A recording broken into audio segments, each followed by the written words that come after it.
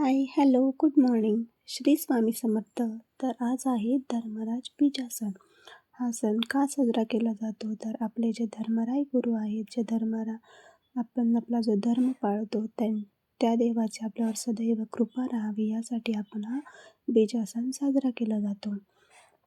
आणि ज्यांचे वडील वारलेले असतात त्यांनीच हा जे गव्हाच्या पिठाचे जे दिवे बनवलेले असतात, तो थंब म्हणतात त्याला. तो थंब त्याच व्यक्तीने म्हणजे दिवा जाळायचा असतो, दिवा पेटवायचा असतो, दिवा लावायचा असतो. तर याच्यासाठी आपल्याला खूप सारे पदार्थ बनवावे लागतात. आणि माझे हे छोटंसं बाळ आहे, जे बाळाला घेऊन मला एवढं सगळं काम करावं लागतं. मी मुंबईची मुलगी असूनही गावी आल्यानंतर एवढ्या सर्व संस्कृती पाळते, याचा मला खूप अभिमान वाटतो.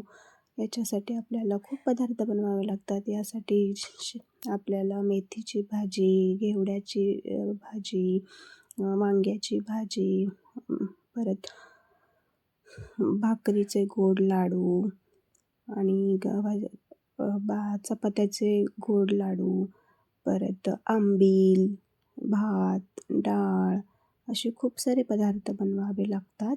पण हे पदार्थ एवढे बनवूनही शेवटी आपल्याला ते खायलाही मिळतात आणि याचाच आपल्याला आनंद असतो.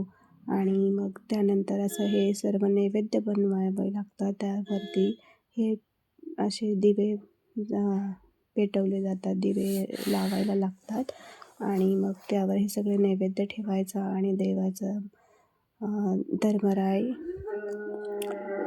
धर्मरायाचा फूरमोल असं म्हणून ही पूजा केली जाते. ही पूजा केल्यामुळे आपल्याला जे आपले पितृपक्ष असतात त्यांचा आशीर्वादही मिळतो आणि आपले जीवन सदैव चांगले सुखात जावो याची आपण प्रार्थना करायची असते आणि असा थंब जाळायचा असतो.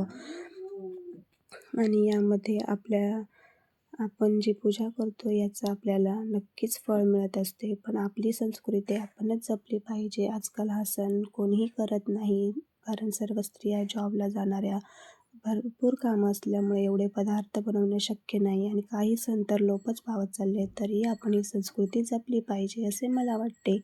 तुमच्याकडे साजरी करतात का?